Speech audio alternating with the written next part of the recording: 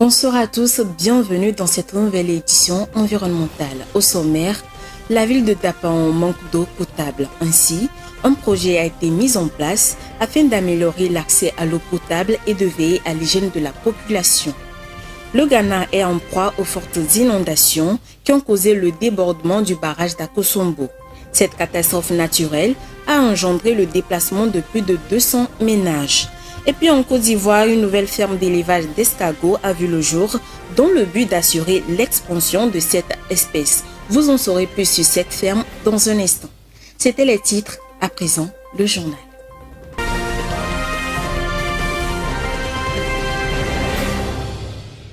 La population de Dapaon, située dans les régions Savane au Togo, souffre d'accès à l'eau potable et du manque d'assainissement. À cet effet, un projet d'amélioration de l'accès à l'eau potable et de l'assainissement a été mis en place afin d'améliorer la qualité de vie de la population. Suivez ce récit pour en savoir plus. La population africaine cesse progressivement d'être rurale. Les villes se développent très rapidement et les besoins de base que sont l'eau et l'assainissement constituent une priorité majeure. La ville de Dapaon est confrontée à un problème de santé lié à l'accès à l'eau potable à tous et à la gestion intégrale de l'assainissement. Ces défis ne peuvent être relevés qu'avec l'implication de la population.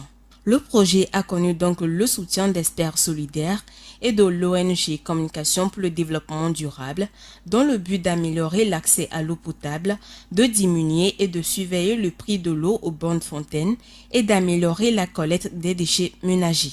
Avec une réserve de 10 millions de mètres cubes d'eau dans le barrage de Dalwak, pouvant alimenter la région des savanes, la ville de Dapaon est à l'abri d'une pénurie d'eau potable.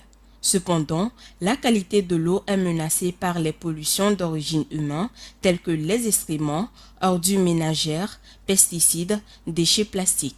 Aujourd'hui, les populations doivent prendre conscience de l'insalubrité envahissant notre environnement proche. Ainsi, les femmes de Dapaon ont formé l'association féminine pour la promotion de l'hygiène AFI qui se charge du ramassage, du tri, de la valorisation des ordures ménagères et de la sensibilisation.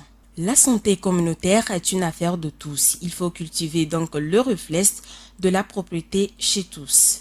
Pour ce faire, des travaux d'intérêt commun en matière d'assainissement doivent interpeller tous les habitants de la ville de Dapaon et de ses environs. Les réserves naturelles d'eau qui approvisionnent la ville dépendent de la qualité de l'environnement, c'est-à-dire des comportements de chacun pour améliorer un cadre de vie propre et une maîtrise de l'assainissement. Plus de 200 ménages déplacés.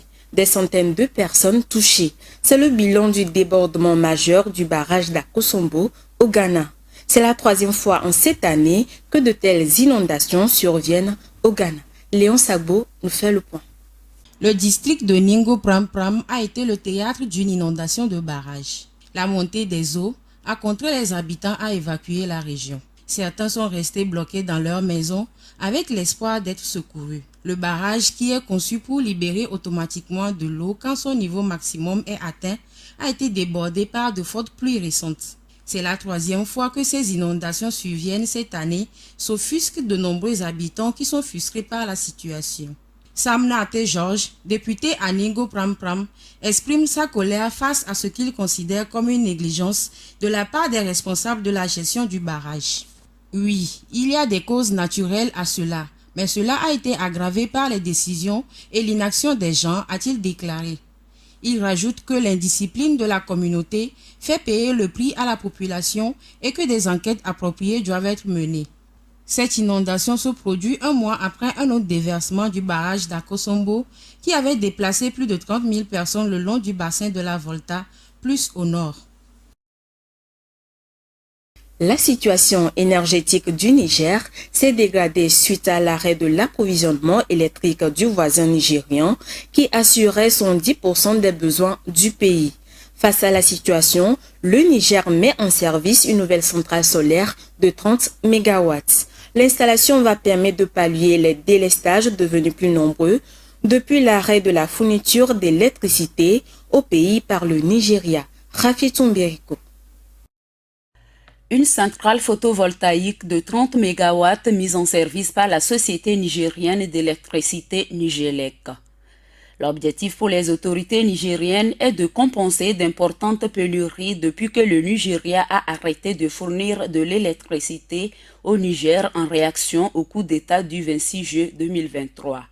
Équipée de plus de 55 000 panneaux solaires, cette centrale est la plus grande infrastructure énergétique solaire jamais réalisée au Niger.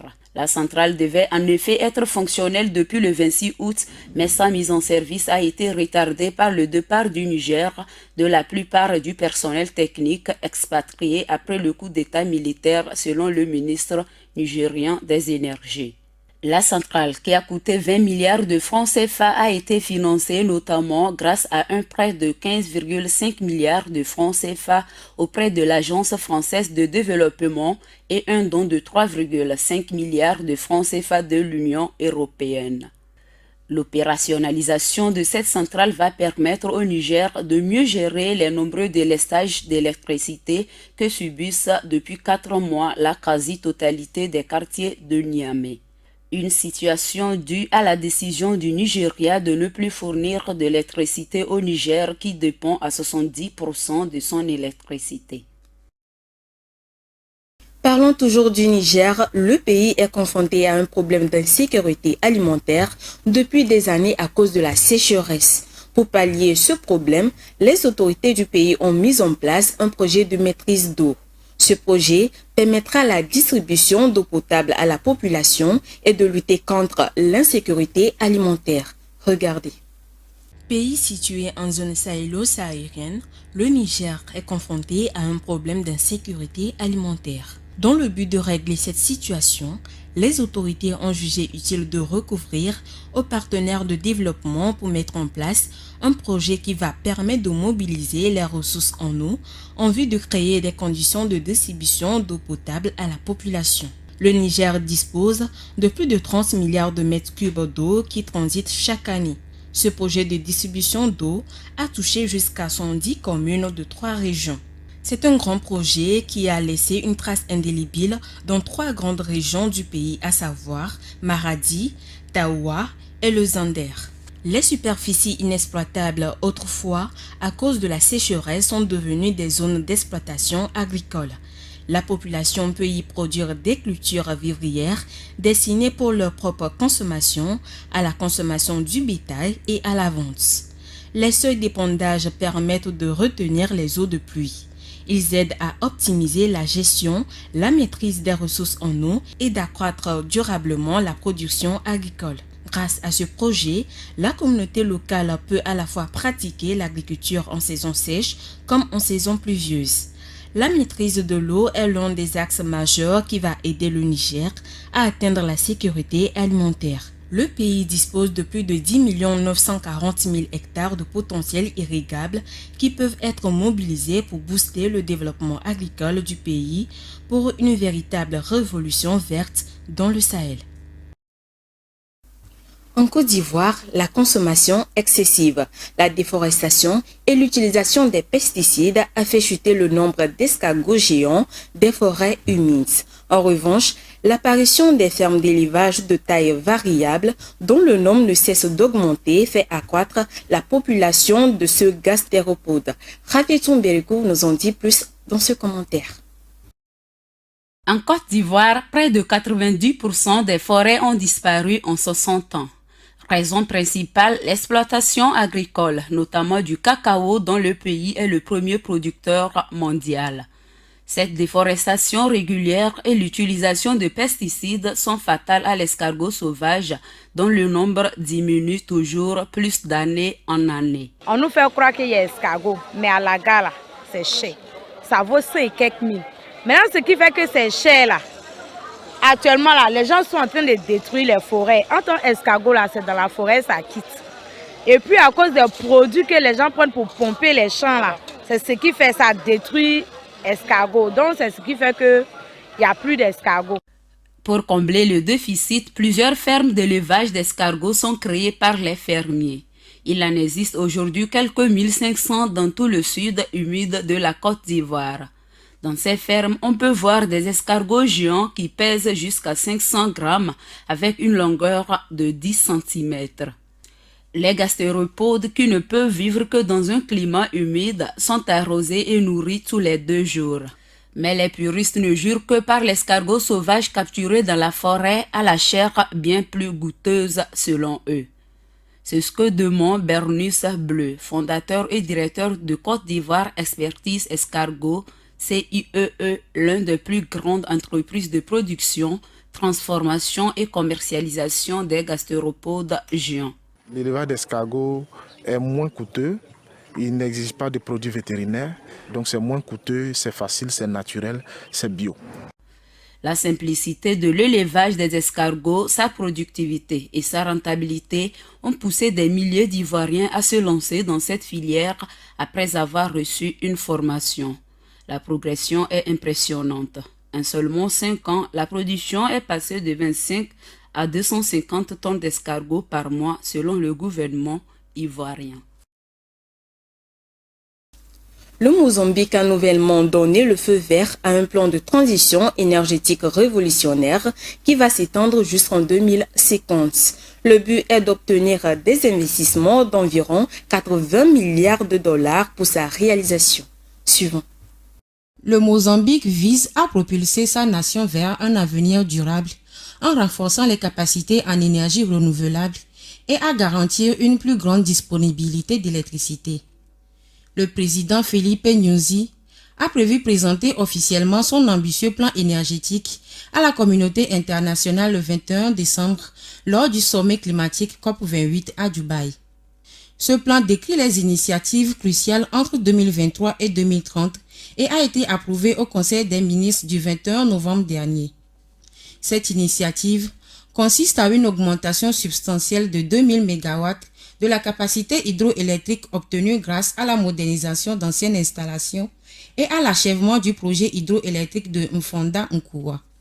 Cette stratégie met l'accent sur le développement du réseau électrique national et une transition vers les véhicules électriques pour enrayer les émissions dans le secteur des transports. Le Mozambique, qui a fait son entrée sur le marché du gaz naturel liquéfié en novembre 2022, estime que les découvertes du gaz, ajoutées au potentiel inexploité des énergies renouvelables, serviront de booster de croissance économique. La réalisation de ce plan de transition énergétique se situe dans les objectifs du pays, qui est de stimuler le développement et sortir des millions de personnes de la pauvreté. En Espagne, la sécheresse assoiffe la région de Catalogne. La situation est très critique au point où les autorités locales pensent à faire venir l'eau par bateau. Principalement touchée par le réchauffement climatique, l'Espagne est frappée depuis 2021 par une sécheresse sans précédent. Viva Samana nous donne plus de précisions. La région espagnole de Catalogne est assoiffée. Les réservoirs se vident et les autorités locales n'excluent pas de faire venir de l'eau par bateau pour approvisionner la région. En effet, la Catalogne est touchée par une sécheresse historique qui ne cesse d'empirer, faute de pluie suffisante cet automne. Le responsable de l'action climatique de cette région du nord-est de l'Espagne, David Mascor, déclare que la période est très critique. Il précise que la sécheresse actuelle est la pire en durée et en intensité depuis le début des statistiques locales il y a plus d'une centaine d'années.